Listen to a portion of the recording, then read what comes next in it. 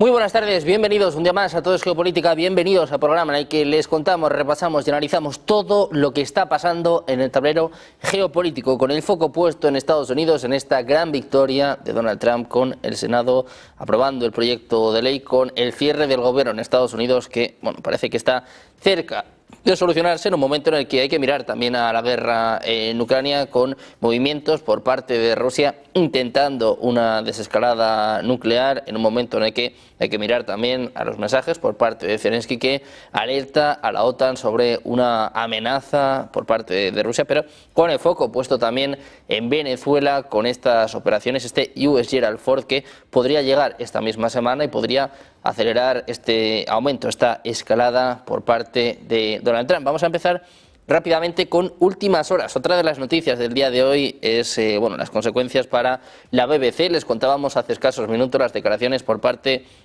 de su CEO, también por parte de Downing Street, que decían pues que la BBC está contribuyendo, está ayudando en esta era de desinformación. Saben que hace unos cuantos años manipuló el vídeo de Donald Trump hablando sobre el asalto al Capitolio, manipuló el vídeo del 6 de enero. Esto se ha filtrado en los últimos días y ha provocado las dimisiones por parte de la directora de informativos, también por parte del propio director de esta cadena. Pues ojo, porque hay última hora en este sentido, y es que el presidente de Estados Unidos, Donald Trump, ha enviado una carta a la BBC amenazando con emprender acciones legales por las acusaciones de que esta emisora británica editó su discurso del 6 de enero de 2021 en el documental Panorama de la BBC. Es lo que está informando la propia BBC News este lunes, señalando que ha confirmado haber recibido esta carta y planea responder a su debido tiempo. El presidente de Estados Unidos ha condenado a esta cadena por manipular su discurso. Afirmó que los altos cargos de la BBC son personas muy deshonestas. Mientras tanto, el director general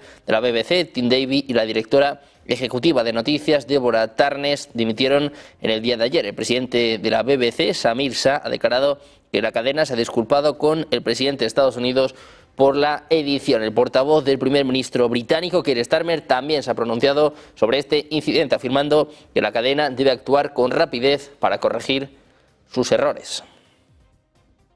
Todo esto en un día en el que el Senado votaba a favor de poner fin al cierre del gobierno de Estados Unidos. 8 senadores demócratas se han unido a los republicanos en un fin de semana intenso de negociaciones y con mucho suspense. El acuerdo, que financiaría al gobierno hasta finales de enero, no incluye la que era la principal exigencia por parte de los demócratas. Esta era la gran victoria de Donald Trump. Así se votaba en el Senado.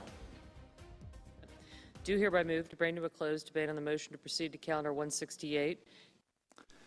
The question is it the sense of the Senate that debate on the motion to proceed to H.R. 5371, an act making continuing appropriations and extensions for fiscal year 2026 and for other purposes, shall be brought to a close upon consideration?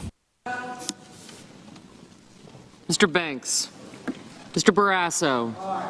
Mientras tanto, Rusia negaba que el presidente ruso Vladimir Putin haya ordenado el comienzo de los preparativos para efectuar pruebas nucleares. Decía que Putin no ha dado estas órdenes, según apuntaba el portavoz del Kremlin, Dmitry Peskov. Decía además que se necesita entender si es necesario hacerlo y que esta debe ser una decisión muy seria, bien fundamentada y cuidadosamente considerada. Dice que en eso van a trabajar ahora sus especialistas. El miércoles pasado, el presidente ruso pedía a los ministerios de Defensa y Exteriores, a los servicios secretos y a otras estructuras civiles que presenten una propuesta consensuada sobre el posible comienzo de estos preparativos de pruebas con armas nucleares. Y en Venezuela, el ministro de Relaciones Exteriores, Iván Gil, advertía contra cualquier ataque a su país, mientras Estados Unidos aumenta la presión en la región. Instaba a los estados vecinos a defender la paz y la estabilidad. Decía que cualquier acto de agresión contra Venezuela es, de hecho, un acto de agresión contra toda la región. Es lo que apuntaba en declaraciones a Al Jazeera. Decía literalmente que Venezuela se encuentra en estado de alerta, pero al mismo tiempo goza de paz, estabilidad y crecimiento económico. Dice que está fortaleciendo sus relaciones con todos los países del mundo y que solo pide su independencia y soberanía. Pendientes de Venezuela, con el foco puesto en el conflicto en Ucrania y con esta victoria de Donald Trump, nosotros vamos ya con los expertos, con los analistas. Hoy contamos con Carlos Mamani, analista internacional. ¿Qué tal, Carlos? Muy buenas tardes. Hola Sergio, muy buenas tardes y por supuesto buenas tardes también a los contertulios una vez más en Negocios TV. Tenemos también con nosotros a Adrián Zelaya, presidente de ECAI Group. ¿Qué tal, Adrián? Muy buenas tardes. Hola, buenas tardes. Encantado de estar con vosotros. Y por último presentamos a Emiliano García Coso, profesor de ICADE, de Derecho Internacional y Relaciones Internacionales. ¿Qué tal, Emiliano? Muy buenas tardes. Muy buenas tardes, Sergio y compañía. Encantados de teneros a los tres por aquí en un día de nuevo, bueno, pues con muchos asuntos a tratar, a analizar, pero como decía yo, con el foco puesto en Estados Unidos, en este cierre del gobierno que hoy entra en su día 41 con más de 1000 vuelos cancelados, bueno, con muchas dudas también sobre algunos de los programas de ayudas y con buenas noticias para Donald Trump. Lo contábamos antes, el Senado ha aprobado este proyecto de ley con la consiguiente crisis también en el seno del Partido Demócrata. Te quiero preguntar por esto, Emiliano, si crees que es una victoria total, si es un triunfo total por parte de Donald Trump, pues algo provisional, si crees que los demócratas todavía pueden cambiar en algún momento. Bueno, quedan muchas incógnitas abiertas porque de los 8 senadores demócratas que se han alineado con los republicanos en esa medida bipartisana o bipartido, en el fondo 4 no se presentan más, es decir, que no tienen ningún miedo a su electorado. Y luego queda por ver que esto tiene que ir ahora al Congreso en los próximos días. Se supone que 2 o 3 días, puesto que ya han dado la orden a los congresistas de volver, que se llevaba cerrado desde el 19 de septiembre, nada más y nada menos, el Congreso de Estados Unidos. Si es que pueden, habida cuenta de las cancelaciones. Y una vez que se vote en el Congreso, pasaría al señor Trump. Entonces, bueno, puede ser que en este proceso haya algún cambio y especialmente me imagino que a la hora de llegar al Congreso lo que pedirán es que haya mayor garantía, porque claro, el acuerdo de estos 8 senadores es sobre la base que los republicanos van a respetar el mantener el Affordable Care Act. Entonces eso ya ha habido ya algún republicano que ha dicho que no y el presidente Trump ha dicho que no, porque el presidente Trump a través, digamos, de este mecanismo lo que pretende es poner fin al Obamacare y a todas las medidas de asistencia social, además de aprovechar para despedir a una cantidad ingente de trabajadores federales y agencias federales. Entonces, bueno, puede ser un triunfo para el señor Trump, pero también tiene otra lectura, ¿no? El señor Trump o la presidencia del señor Trump está caracterizado por ser el primer presidente de Estados Unidos con una condena penal, con el primer presidente de Estados Unidos que tiene los 2 cierres más largos del gobierno, con el primer presidente de Estados Unidos que envía la Guardia Nacional a ciudades estadounidenses. Entonces, bueno, pues veremos qué ocurre de aquí a que llegue a la firma el señor Trump y en su caso veremos si se llega a ese acuerdo de mantener lo que piden los demócratas, que han obtenido un gran rédito a raíz de las elecciones en Virginia y en Nueva Jersey. Entonces, creo que esos 8 senadores quizás no le han hecho un gran favor al Partido Demócrata. Bueno, pues un momento en el que los demócratas parecía que empezaban a sacar cabeza también con esta victoria en Nueva York, con Zohran Mamdani, ¿no?, que era sin duda uno de los protagonistas de la semana pasada y que ahora, bueno, pues vuelven a tener una crisis interna. Te quiero preguntar por esto, Adrián, ¿qué ha pasado en los demócratas y también cómo crees que va a digerir esta victoria Donald Trump? Si crees que va a llegar hasta el final o va a haber también más amenazas para que consiga del todo esta reapertura del gobierno. Claro, si miramos hacia atrás, la realidad es que ya son muchas amenazas de cierre del gobierno y algún cierre del gobierno que nunca han dado tanto de sí. Y entonces lo lógico sería pensar que esto, pues bueno, más pronto que tarde, pues este proceso se termine y se lleguen a acuerdos para dar continuidad a las funciones de gobierno. También es cierto que, por otro lado, tenemos a una sociedad norteamericana cada vez más tensionada. Y claro, esta es la verdadera cuestión de fondo, ¿no? Tenemos 2 visiones radicalmente distintas sobre el futuro. Tenemos 2 visiones que, como se decía en la Guerra Civil norteamericana, que dos Américas con sueños distintos, ¿no? Y en una situación en la que una y otra vez se habla del riesgo de enfrentamiento interno e incluso de la hipotética posibilidad de una guerra civil. Con lo cual, bueno, pues no es fácil descartar distintos escenarios por extraños que puedan parecer teniendo en cuenta la historia de Estados Unidos, ¿no?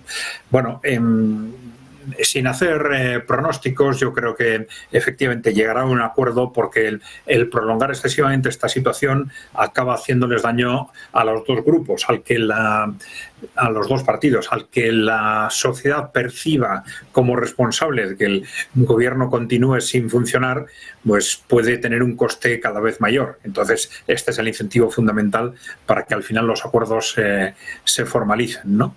Hay que pensar que sí, que esto va a suceder y que el gobierno va a volver a trabajar en las circunstancias anteriores, pero esto no va a solucionar la fractura civil de fondo en la sociedad norteamericana, ¿no? Una fractura que al final refleja la evolución de las últimas décadas, una evolución al final muy relacionada con el proceso de la globalización y el papel que Estados Unidos ha tenido dentro del mismo, ¿no?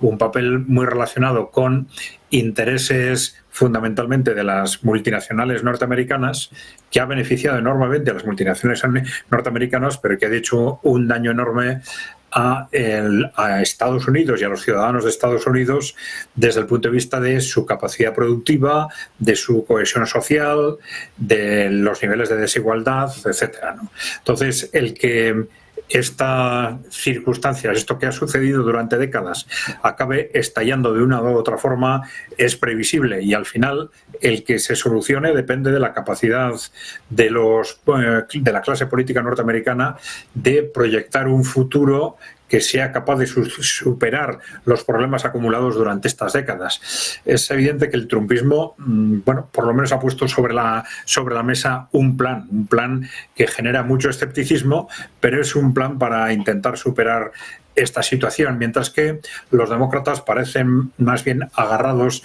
a este contexto de la globalización, a ese contexto en el que Estados Unidos eran los dueños del mundo, y aferrados a intentar mantener a toda costa esos intereses de la oligarquía corporativa, pues que bueno, son bastante peligrosos para el conjunto del mundo, ¿no? Vamos a ver, yo creo que efectivamente el Partido Demócrata debería tener un papel fundamental. Suelen decir que los cambios de sistema no requieren solo un gobierno que vaya en una nueva dirección, requieren también de una oposición que sepa moverse, ¿no? Sin que el Partido Demócrata sepa cambiar el chip y enfocar hacia el futuro, hacer por lo menos su propio plan sobre cómo Estados Unidos tiene que evolucionar cara al futuro, en lugar de únicamente resistirse a los cambios que plantea el gobierno de Trump, pues vamos a ir o Estados Unidos va a continuar avanzando en un sendero cada vez más peligroso internamente, ¿no? Y externamente. Bueno, pues muy atentos a lo que suceda en Estados Unidos. Nosotros vamos a seguir profundizando en las últimas horas. Les contábamos hace unos minutos esta fuerte explosión en Nueva Delhi, en India. Pues vamos a ahondar en esta información y además vamos a mostrarles las imágenes. Al menos 8 personas han fallecido y 11 han resultado heridas este lunes después de que un coche explotara cerca del histórico Fuerte Rojo en Nueva Delhi, en India. Es lo que informa la policía de la ciudad. La explosión se ha producido en una zona densamente poblada cerca de una estación de metro en el casco antiguo cerca del mediodía, lo que ha provocado una rápida respuesta de emergencia. Las autoridades no han confirmado la causa de la explosión y se está llevando a cabo una investigación. Están viendo precisamente las primeras imágenes sobre esta fuerte explosión que se ha producido en Nueva Delhi, en concreto en Fuerte Rojo, en Red Fort, donde se habla ya de al menos 9 personas fallecidas. Una zona densamente poblada en la capital de India, en Nueva Delhi, con la explosión de un coche. Atentos a la última hora en este sentido, a conocer pues más detalles sobre esta explosión y sobre todo el por qué se ha producido. Vamos a seguir poniendo el foco en Estados Unidos. Estábamos hablando antes del Senado estadounidense, de esta aprobación del proyecto de ley, de cuánto va a durar el cierre del gobierno en Estados Unidos, y hemos tenido declaraciones hace apenas un par de minutos por parte de Mike Johnson. El titular dice: la pesadilla finalmente está llegando a su fin. Dice que la votación del Senado este domingo ha abierto la puerta a la reapertura. Dice que va a llamar a la Cámara para que regrese a Washington cuando el Senado haya terminado y, sobre todo, quiere que se vote lo antes posible en la Cámara el proyecto de ley para reabrir este gobierno. Dice que además que tiene los votos para aprobar la medida provisional. Muy atentos a Estados Unidos, donde el cierre del gobierno parece estar llegando a su fin. Carlos, te quiero preguntar por esto. ¿Qué supone esto para Donald Trump y sobre todo qué supone para los demócratas? Estábamos hablando de que están viviendo seguramente su mejor momento desde que Trump llegó a la Casa Blanca y ahora pues parece que se vuelven a equivocar.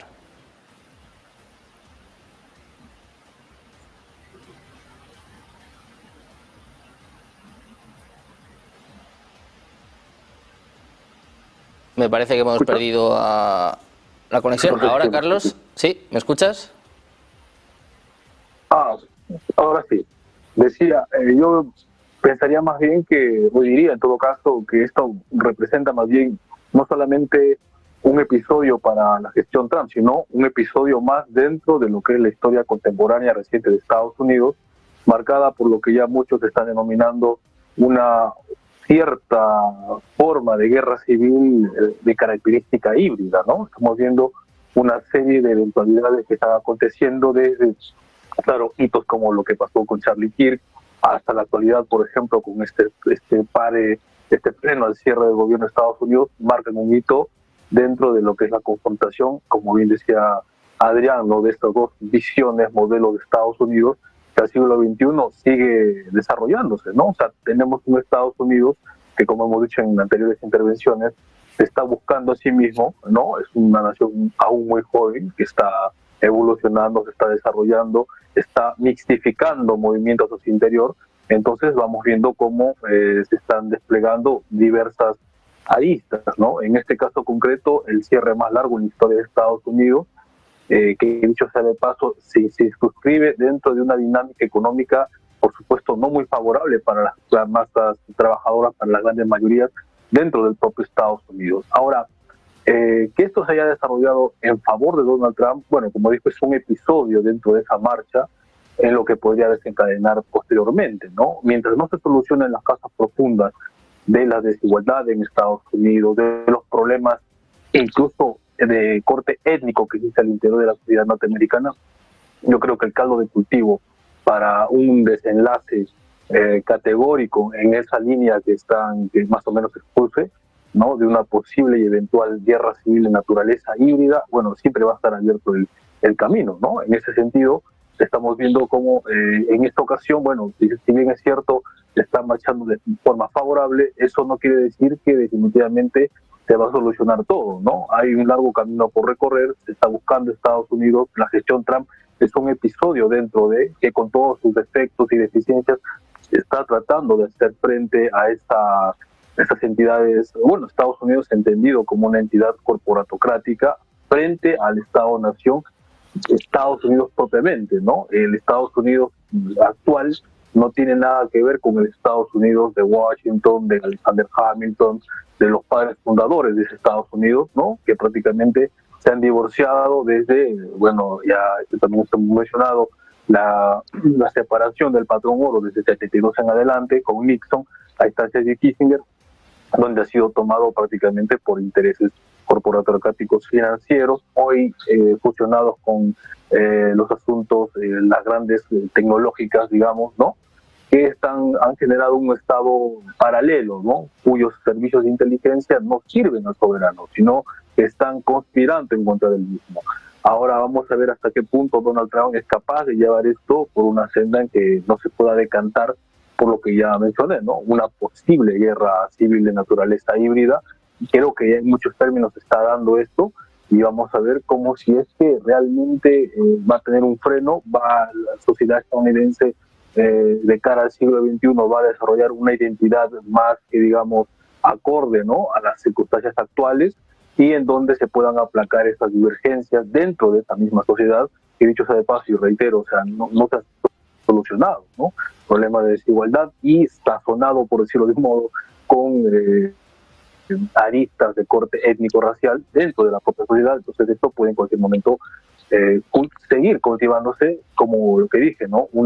Un caldo de cultivo que en un momento de no solucionarse a tiempo podría estallar en formas inesperadas, ¿no? Esto es un episodio más que, dicho sea de paso, está, que como vemos, dándose al lado, ¿no? De la forma en que quiere Donald Trump, pero definitivamente no podemos entender que esto sea la solución a toda una problemática estructural que ya ya tiene tiempo, ¿no? Es Estados Unidos, el sueño americano, ya no es para ni para los extranjeros ni para los migrantes, es una realidad actualmente, ni siquiera para los propios norteamericanos. Entonces hay un largo camino por recorrer y creo que, como dije también, ¿no? Es muy interesante actualmente Estados Unidos como sociedad, como un laboratorio político, sociológico, ideológico y, por qué no decirlo, también económico. Vamos a ver cómo las fuerzas soberanistas que en cierta forma se están replegando en torno a Trump van a poder desarrollarse un proyecto para el siglo XXI, ¿no? En un contexto donde, bueno, pues ya estamos viviendo un mundo post-hegemónico, ¿no? En el sentido de que la hegemonía ya no responde a las directrices, a los códigos que históricamente Washington impuso en el mundo. Bueno, pues en el mundo pendiente de lo que sucede en Estados Unidos, atentos a lo que pueda suceder estas semanas. Estamos o no ante el fin del cierre del gobierno, en un momento en el que, bueno, llevamos días hablando de esta escalada nuclear, un Trump que ordenaba pruebas nucleares, Estados Unidos que lanzaba el misil Minuteman III, vimos la respuesta por parte de Rusia que también hablaba de evaluar esta opción, pero que parece que empieza a desescalar, Emiliano. Parece que tenemos buenas noticias. Ayer Dmitry Peskov decía, bueno, pues que Rusia no está sopesando probar armas nucleares. Después de probar el Poseidón o el Burevestnik, ahora, bueno, parece que tiende la mano de alguna forma a Estados Unidos. Bueno, entra dentro de esta lógica de narrativas amenazantes para tratar de obtener alguna ventaja específica o tratar de forzar al otro a alcanzar algún acuerdo. Entonces, yo nunca he creído que esto llevase a la realización efectiva de pruebas nucleares. Otra cosa es la revisión o realización de análisis en el sistema de pruebas nucleares, que creo que va más por ahí los tiros de tratar de que realmente estén preparados y actualizados. Y eso sirve como excusa para decirle al contrario que están haciendo pruebas nucleares. Ni Estados Unidos creo que está en condiciones de hacerlas y incluso legalmente pues tiene algunas repercusiones en el ámbito internacional, ni Rusia tampoco. Es decir, las últimas pruebas nucleares que hicieron de forma real y efectiva fueron en los años 90 y a partir de ahí con los tratados START y New START pues se supone que habían llegado a un acuerdo para no volver a realizar este tipo de operaciones e incluso la propia China también ha venido a señalar que no es preciso que se llegue a este tipo de pruebas reales y efectivas que pueden tener un impacto muy negativo, tanto desde el punto de vista medioambiental como desde el punto de vista, digamos, económico, porque alteraría otra vez los mercados que ya están sufriendo bastante otras variables. Entonces, bueno, pues creo que seguiremos escuchando la invocación de la palabra nuclear, pero de ahí a un ejercicio o a un uso queda un largo trecho. Bueno, pues de momento nos vamos acostumbrando a esta escalada bélica, a esta escalada retórica, a estos órdagos nucleares. Adrián, ¿en qué puede quedar esto? Parece que Trump también está suavizando el tono, Rusia de alguna forma tiende la mano. ¿Crees que hay opciones de lo que decía Emiliano, de que se vuelva a firmar un acuerdo como el New START?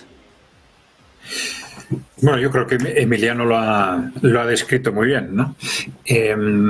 Vamos a ver, efectivamente han jugado todos ellos con el lenguaje o con la ambigüedad del lenguaje para, de alguna forma, transmitir, digamos, agresividad con respecto a la otra parte, pero con la suficiente ambigüedad como para poder precisar, matizar y para algunos rectificar más adelante, ¿no?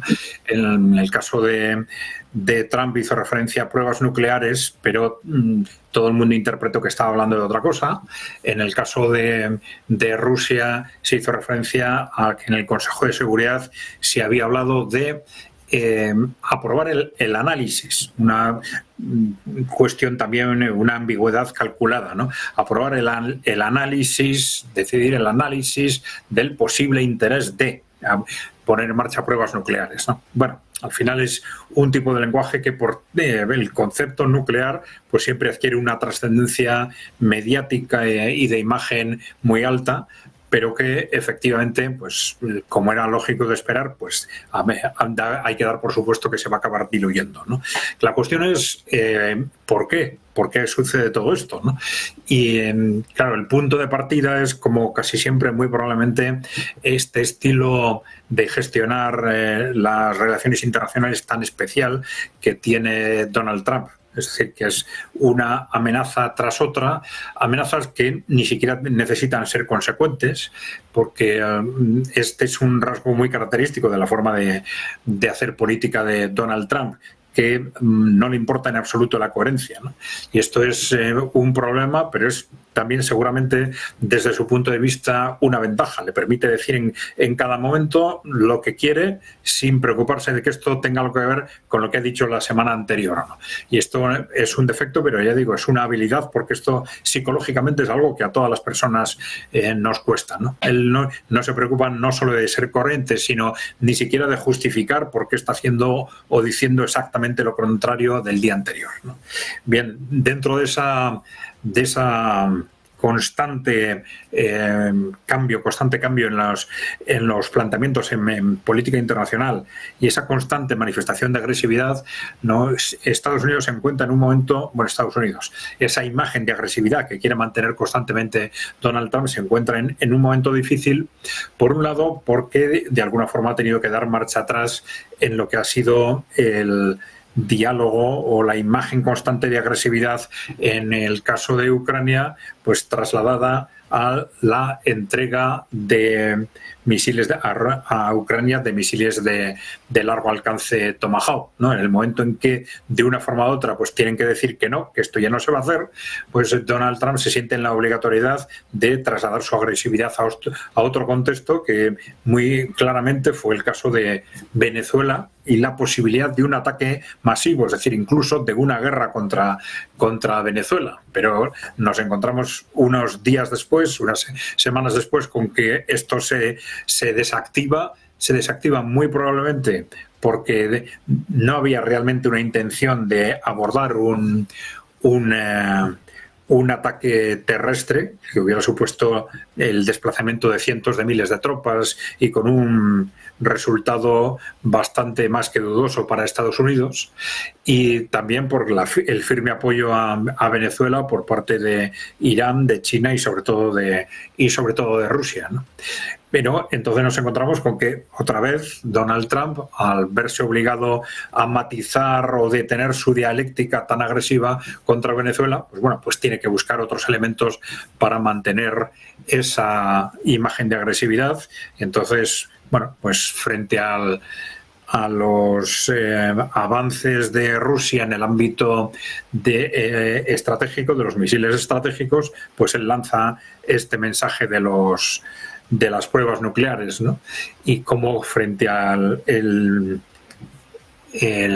marcha atrás en el bloqueo o en los ataques frente a Venezuela, pues lo sustituye con posibles ataques contra Nigeria o la posible invasión en México, ¿no? Es decir, este es un juego constante en el caso de Donald Trump, y muy posiblemente en la medida en que pierda intensidad este tema de las posibles pruebas nucleares, pues tendrá que buscar más temas para mantener esa imagen de agresividad que él piensa que más que frente al exterior es algo que de alguna forma le permite mantenerse vivo frente al establishment norteamericano.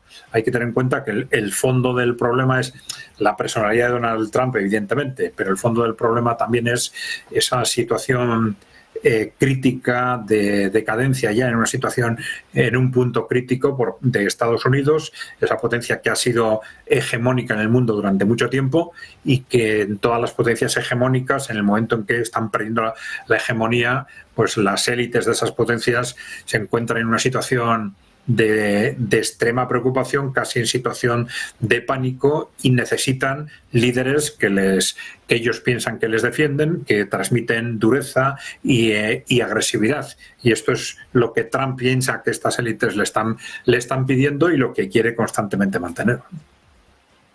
Bueno, pues un Trump que mantiene su tono agresivo, que mantiene estas amenazas sobre Rusia, también sobre China. Hay que recordar, por cierto, que la primera vez que habló de pruebas nucleares fue justo antes de su reunión con Xi Jinping. Carlos, te quiero preguntar por esto. ¿Hasta qué punto crees que el mundo está comprando su mensaje? ¿Hasta qué punto se está poniendo también en jaque su credibilidad? Bueno, primero que hay que decir es que siempre, ¿no? Bien lo mencionaron los contertulios, el juego de las potencias, en este caso de potencias nuclearizadas, superpotencias militares, es prácticamente una convencionalidad de este tipo de amenazas, ¿no? De narrativas, y más aún en el contexto actual de una guerra híbrida global, ¿no? Donde la competencia por las narrativas, o sea, en estas guerras híbridas globales, pero en la primera guerra híbrida global, generalmente el 80% del campo de batalla está en lo que es los medios de comunicación, las narrativas, la información, la desinformación. Entonces ellos están en una pugna, ¿no? Por, claro, generar esa expectación frente al público, ¿no? A nivel mundial, esa tensión, que al final de cuentas, yo no digo tampoco que, o sea, que esto solo se va a quedar allí, ¿no? No, al final de cuentas, todo tipo de armas se han usado, que se han inventado, que ha desarrollado la humanidad, en algún momento se han usado. Ahora vamos a ver hasta qué punto esto es sostenible en el tiempo, ¿no? Dado que no va a ser un conflicto, como dije también en algún momento, a lo convencional, ¿no? Donde la guerra empieza en un momento, se declara, y en un momento, bueno, se capitula. Eso no tiene nada que ver en el tipo de confrontación actual en la que estamos, multidominio militar, económico, financiero, mediático, cognitivo, etcétera. Tenemos pues que todas estas aristas están en constante evolución dinámica, ¿no? O sea, esto está para largo, ya lo hemos repetido también. Y otra cosa también decir, ¿no? Más allá de toda esta hipocresía internacional que se vierte en los grandes medios de comunicación occidentales, para hacer pruebas de ese calibre no se necesita ni pedir permiso ni avisar tampoco. Si Estados Unidos lo puede hacer, lo va a hacer. Y si Rusia lo tiene que hacer, lo va a hacer sin mediar en palabra alguna, ¿no? Nos enteraremos después, ¿no? Cuando ya se hizo, etcétera, etcétera. Entonces eso también es parte, ¿no? Del juego de las superpotencias y generar ese efecto, ¿no? De tensión a escala mundial, sobre todo a nivel mediático, donde la población, sobre todo implicada en las superpotencias, se ve afectada por estas narrativas, principalmente, ¿no? Porque en este juego, tener justamente la batuta en cuanto a los medios de comunicación, en cuanto a capacidad de ejercer injerencia, ¿no? Dentro de las dinámicas bélicas, es prácticamente una cuestión categórica que hace que justamente sean lo que son las superpotencias y lo que las distingue de aquellos países que no lo son. Bueno, pues el mundo pendiente de lo que hace, de lo que dice Donald Trump. Enseguida vamos a poner el foco en las derivadas, por ejemplo, en estas amenazas contra Venezuela, cuando esta semana se espera que llegue el US Gerald Ford, pendientes también de los mensajes por parte de Zelensky. Vamos a hacer, nada, una pausa, 2 minutos y enseguida más análisis, más información. Negocios Televisión.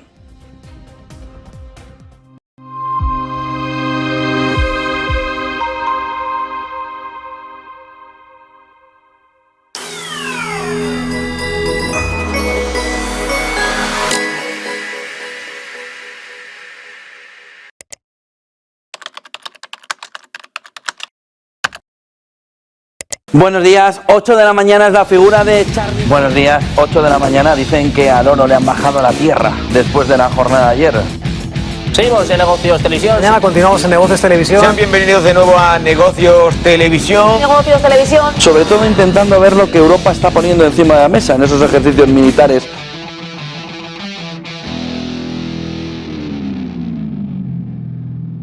Salió este Weber, ¿no? Figura, que le vamos a llamar a partir de ahora, figura. Mus, tus, más, jijiji. ¿Pero qué jiji? Ahora también es antidemocrática la soberanía nacional, es decir, lo que opina el pueblo está mal. ¿Y entonces dónde está la democracia? En tus santos. Es decir, ¿dónde cojones está la democracia? Es que este opina diferente que yo, ya lo sé, coño. Es que entonces ¿para qué votamos? Porque hay que darle el poder a quién, a von der Leyen, a Miss Palpatine, para que cree el imperio galáctico. Es decir, ¿eso es lo que nos proponéis? Joder, PSOE.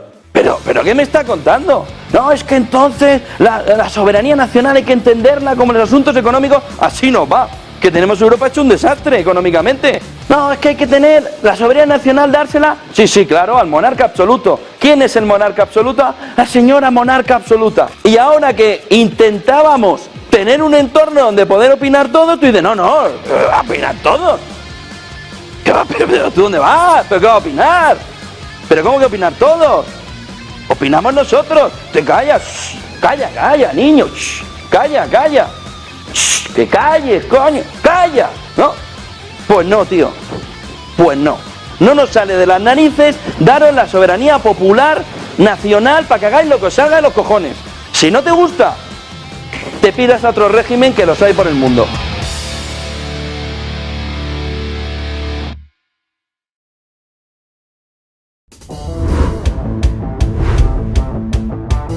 Buenos días, 8 de la mañana, ¿han desayunado bien? Si estás viendo esta cadena es que te gusta estar bien informado y te gustan mucho los mercados financieros.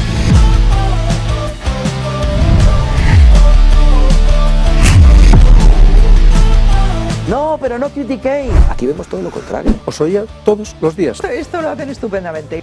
Es un cachondeo. Pero lo que está claro es que ahora mismo... Traéis a invitados excepcionales. Good afternoon, Cathy Booth.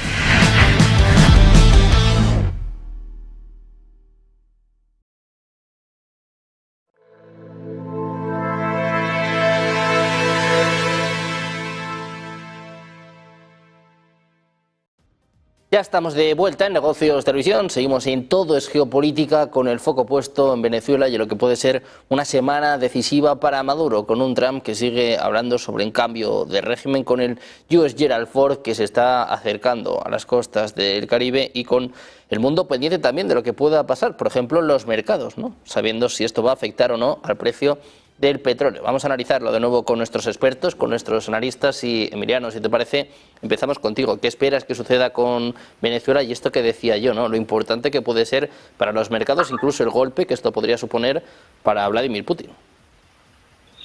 Bueno, yo creo que va a seguir como, o sea, todos estos actos de aproximación de fuerzas navales norteamericanas, de firma de autorización a la CIA para operar, simplemente yo creo que se trata de una operación para presionar al régimen de Maduro y que forzar a que salga de forma pacífica sin necesidad de intervenir, porque además rompería una de las promesas más importantes que hizo en su campaña electoral, que es no volver a meter a Estados Unidos en ningún conflicto y donde estaba sacarlo. Entonces, creo que, aunque no suele ser muy coherente en todos sus planteamientos, esta sí que creo que es un postulado que el electorado suyo no se lo iba a perdonar, el volver a meter a Estados Unidos en una aventura sin ningún tipo de estudio previo de las necesidades y del impacto que tendría tratar de ocupar las ciudades principales, o Caracas principalmente, porque controlando Caracas pues puede controlar prácticamente casi todo el país, aunque no lo ocupe con tropas. Entonces no creo que se vaya a producir ningún elemento adicional.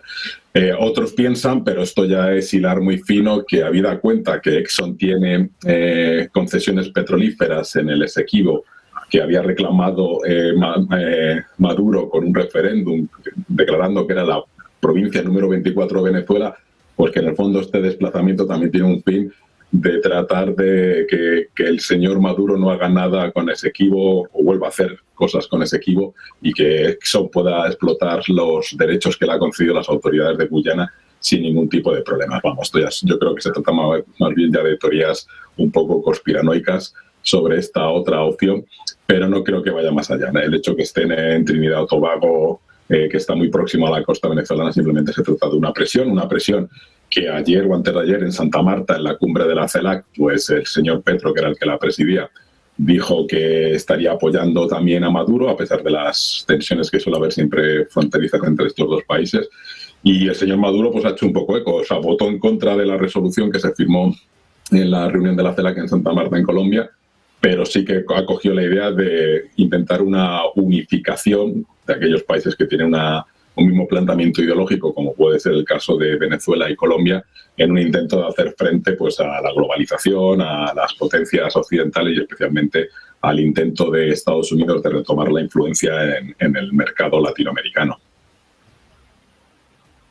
Bueno, pues Estados Unidos, que pone el foco en su región, pone el foco sobre todo en Venezuela. Estamos acostumbrados a estas amenazas de Trump. Adrián, antes nos hablabas como, bueno, también se ha puesto a Nigeria en el foco, pero parece que la fijación con Maduro es evidente y también parece, bueno, pues que está claro un poco lo que yo estaba exponiendo antes, ¿no? El hecho de que golpear a Venezuela puede golpear al petróleo, puede hacer que bajen los precios y puede también de alguna forma golpear a la economía rusa, ¿no? Puede ser una de las jugadas que tiene sobre la mesa el propio Donald Trump. Bueno, esa podría ser una expectativa de largo o de medio plazo, porque claro, mientras tanto puede suceder lo contrario. Es decir, si hay un ataque directo, puede suceder que los precios del petróleo suban. Si hay un conflicto prolongado, pues los efectos pueden ser muy negativos, especialmente para el propio Estados Unidos, ¿no? Claro, si pensamos en lo que es lógico que suceda, hay que pensar que no se va a producir esa invasión terrestre. Puede ser que haya algún ataque demostrativo por parte de Estados Unidos, pero que no vaya más. Pero claro, en cualquier caso tenemos que pensar en la lógica de fondo, ¿no? Es posible, como hipótesis, que Estados Unidos estuviera pensando en algún tipo de alternativa interna que por lo que sea no esté aflorando. O de alternativa interna que pues, fuese capaz de gestionar pues, un golpe interno, más militar que político probablemente, ¿no? Es posible que no contaran con que la ayuda de países como Irán, China y Rusia fuese tan directa y tan clara, ¿no? Pero esta segunda razón, desde luego, no es suficiente porque, o puede ser que contaran con las dos cosas, ¿no? Y decía que esta segunda razón no es suficiente porque incluso sin la ayuda de Rusia o China, sin una ayuda de gran alcance, pues una invasión de Venezuela siempre habría sido tremendamente problemática para Estados Unidos, salvo que hubiera tenido una suerte extraordinaria en los primeros movimientos, ¿no? Y de cualquier forma, tenemos que pensar que si no se dan estas variables, estamos de cualquier forma ante una demostración, por un lado, política ante este segmento del electorado republicano muy motivado especialmente contra los gobiernos de Venezuela o de Cuba, y por otro lado, hay que pensar también en esa estrategia general de adaptación de Estados Unidos al nuevo contexto multipolar, ¿no? Una adaptación en la que todavía los demócratas y los neoconservadores republicanos no creen que hay que seguir defendiendo a toda costa este dominio de Estados Unidos sobre el mundo. Los trumpistas sí creen, pero lo que no está muy claramente determinado es la concreción de esa adaptación al mundo multipolar, de cómo Estados Unidos se situaría dentro de ese mundo multipolar, si hay unas referencias claras de que se pretende una reactivación económica del propio Estados Unidos, pero no queda muy claro qué es lo que consideran que debería ser su zona de influencia. Está claro que están pensando en que la adaptación a ese mundo multipolar supone que Estados Unidos se convertiría en un polo de ese mundo multipolar, pero no está claro con qué zona de influencia o qué zona de influencia se querrían reservar dentro de ese mundo multipolar. Muchos relacionaron con esa zona de influencia estas declaraciones nada más iniciar su mandato sobre una posible agresión a México, una adhesión o incorporación de Groenlandia, o convertir a Canadá en el estado número 51, ¿no? Pero otras especulaciones han ido en la línea de que el gran objetivo del trumpismo es hacerse con el conjunto de América, del norte, del centro y del sur, como zona de influencia. Bueno, si ese es el contexto, él tiene que transmitir, y hay movimientos que se están produciendo en distintos países de América que podrían apuntar muy bien en esa dirección, pero Estados Unidos sí tiene que transmitir agresividad, especialmente con respecto a los países que están muy claramente opuestos a esa hegemonía norteamericana, pues como Cuba, Nicaragua, Venezuela, etcétera, ¿no?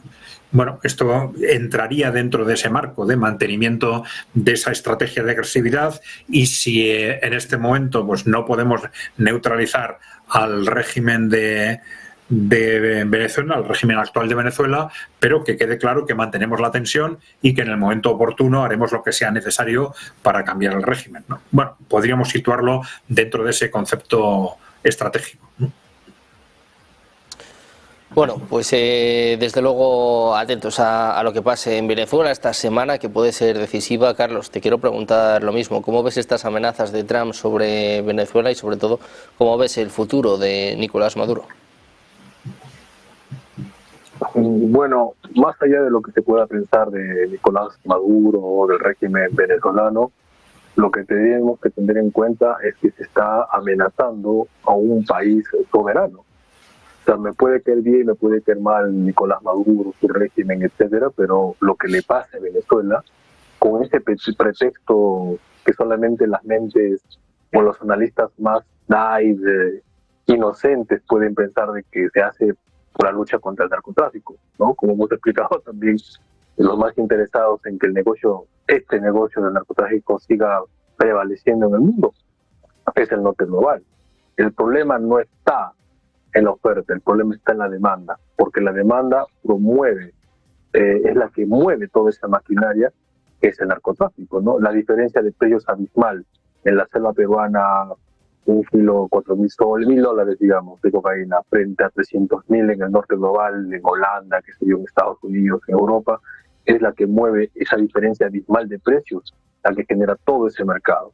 Y no es un tema de solución, que la fórmula de solución a este problema nos va a venir del norte global, ¿no? Esto también me parece absolutamente inocente pensar de esta manera, pensar de que aquellos que son los mayores demandantes van a promover políticas para la erradicación del narcotráfico en nuestra región, llámese en Colombia, Perú, Bolivia y en este caso concreto en Venezuela, va a venir del norte global. O sea, es un pretexto que se está utilizando justamente para derrocar a un régimen o provocar justamente un cambio de régimen que es adverso a los intereses de Estados Unidos, ¿no? Con toda esa propaganda que ello implica, ¿no? Que los venezolanos salen de Venezuela porque buscan la libertad, que están en contra de un tirano que no pueden combatir y se van del país. En realidad se van por años de asedio por las sanciones económicas, ¿no? No todos los países tienen capacidad de resistir, como Rusia, como China, ¿no? O sea, son países, son potencias, ¿no? Que pueden suplir perfectamente, como estamos viendo, ¿no? En el caso de Rusia concretamente, ya 3 años de guerra, se hablaba de propiciar una derrota estratégica a Rusia en base a sanciones, etcétera, y bueno, sigue funcionando y está para rato. Bueno, esa no es la realidad de nuestros países, muy lamentablemente. Por la mínima sanción que se pueda hacer, bueno, nos desbaratan toda la estructura estatal, toda la economía y se ven ese éxodo masivo de gente. Ahora, con estas amenazas que quiere lograr, también lo hemos comentado, ¿no? No creo yo que esté pensando propiamente dicho una invasión como tal. Una invasión como tal requeriría mucho más personal, mucho más efectivo, por lo menos de 300.000 a 500.000 para un país del tamaño de Venezuela y con las capacidades que tiene. Lo que sí creo que se debe hacer y se está haciendo es una concentración para tener una base permanente para seguir ejerciendo coerción, que es presión militar sobre Venezuela, ¿no? Que a su vez implica presión psicológica sobre la población con la esperanza en su momento de que la propia población, las propias Fuerzas Armadas derroquen a Maduro, pues, ¿no? Entonces, eso es lo que estamos viendo, ¿no? Un asedio constante, permanente, y también lo dijeron el propio gobierno venezolano, y en esto sí estoy de acuerdo, no es solamente una amenaza a Venezuela, al régimen de Maduro, porque con ese pretexto de la lucha contra el narcotráfico, cualquier país de nuestra región puede ser objeto del mismo asedio, ¿no? ¿Qué nos, por ejemplo, como peruano, qué nos impide o qué impediría a Estados Unidos que el Perú, que es un país conocido, productor mundial de cocaína en el mundo, y un régimen que de repente no le guste y que esté asentado, tenga base popular, etcétera, bueno, hagamos un cambio de régimen. La mejor forma de hacerlo es a través justamente con este San Benito, ¿no? No, es un narcoestado, etcétera, etcétera. También en gran medida es cierto, y bueno, pero como digo, en el fondo buscando cambiar ese negocio, porque ellos viven de eso. El sistema financiero occidental, la City de Londres, Wall Street, no ahora, desde siempre viven. Tienen un problema grande que es la falta de, o mejor dicho, tienen un gran déficit, la falta de liquidez. Esa liquidez la extraen de actividades ilícitas, en este caso del narcotráfico, porque por lógica, razonamiento, en En Sudamérica, en el Perú, en Colombia, en Venezuela no existen estructuras financieras capaces de lavar esas multimillonarias sumas de dinero, ¿no? No hace mucho en el mismo Congreso de Estados Unidos se elevó una investigación al banco HSBC por lavado de activos, ni más ni menos que el cártel de Sinaloa es de 10.000 millones de dólares. O sea, esto no es una teoría de la conspiración, esto no es un cuento que por ahí está pululando, no, son hechos reales que han sido elevados a la justicia en el propio Estados Unidos. Así tenemos que ver el panorama del narcotráfico en la región, su geopolítica y cómo este fenómeno, ¿no?, delictivo, criminal, que tiene que ver o está asociado al modo de producción, un modo económico que vive justamente que es las finanzas y que viven y necesitan a este tipo de industria oscura, por decirlo de un modo, ¿no? Entonces, esas amenazas que está haciendo Donald Trump a Venezuela son perfectamente extendibles a toda la región, no solo a Venezuela, bajo ese enfoque, claro, ¿no? Bueno, pues un Trump que amenaza a la región, pone el foco sobre todo en Venezuela y que, por cierto, en los próximos minutos va a reunirse con el presidente de Siria en una cita, en una reunión histórica, pero está lanzando mensajes en estos momentos en las redes sociales. Vamos a leerles rápidamente lo que está apuntando en Truth Social en torno a este cierre del gobierno en Estados Unidos. Le hemos contado que más de 1.400 vuelos han sido cancelados. Dice, lanza este mensaje Donald Trump. Dice, todos los controladores aéreos deben volver al trabajo ahora mismo. Quien no lo haga sufrirá una importante reducción de su sueldo. Para aquellos que fueron grandes patriotas y no se tomaron ningún día libre, recomendé una bonificación de $10.000 por persona por su distinguido servicio a nuestro país. Dice, no estoy contento con ustedes. No se unieron para ayudar a Estados Unidos contra el falso ataque demócrata. Preséntense a trabajar inmediatamente. Este es el duro mensaje de Trump para los controladores aéreos. Saben que muchos de ellos están cambiando, están dejando sus trabajos. Algunos llevan un mes, otros incluso 2 meses sin cobrar. Mientras, precisamente, vamos a mirar a más mensajes por parte de Donald Trump. Está hablando sobre el dinero restante de los pagos de $2.000 realizados a ciudadanos de Estados Unidos de bajos y medianos ingresos. Dice Trump que van a provenir de los cuantiosos ingresos arancelarios que recibe su país del extranjero y dice que se va a utilizar para reducir sustancialmente la deuda nacional. Están viendo los últimos mensajes por parte de Donald Trump, mandando un duro mensaje a los controladores, hablando también sobre esta paga de $2.000 a los ciudadanos de medianos y de bajos ingresos. Para terminar, quiero poner otro tema encima de la mesa. Emiliano hablaba de esta reunión con el presidente sirio. Bueno, ¿qué te parece esta reunión? ¿Qué te parece que este hombre, que hasta hace nada era uno de los altos cargos de Al-Qaeda, vaya a pisar el despacho oval? Es un giro también inesperado, ¿no? Sí, es absolutamente histórico que de la noche a la mañana, pues el que fue perseguido especialmente por los norteamericanos cuando tenían presencia en Siria y con sus aliados kurdos y sirio-kurdos, pues de repente aparezca ahí. Lo primero que tienen que hacer es quitar la recompensa que tienen sobre su cabeza y sobre la del ministro de Interior que está ahí, pero bueno, parece ser que eso es por petición expresa de Arabia Saudí y de Qatar, que ya le pidieron en ese viaje que hizo Trump por los países del Golfo Pérsico, que tenía que cambiar un poco su posición respecto a Siria. Y lo que pretende el primer ministro, que hace falta elecciones, pero el primer ministro, digamos, interino de Siria, es lograr que se eliminen las sanciones económicas internacionales para tratar de atraer inversión a Siria y llevar a cabo ese proceso de reconstrucción que parece que tiene voluntad y que ha dejado atrás su vinculación con Al-Qaeda y los diferentes subgrupos que surgieron alrededor de Al-Qaeda, especialmente en Siria. Entonces, bueno, es histórico, esperemos que avance, sobre todo por el pueblo sirio. Recordemos que hay más de 7 millones de sirios que han salido de Siria, especialmente a Europa, y que muchos países de la Unión Europea estamos tratando de que vuelvan a esa Siria.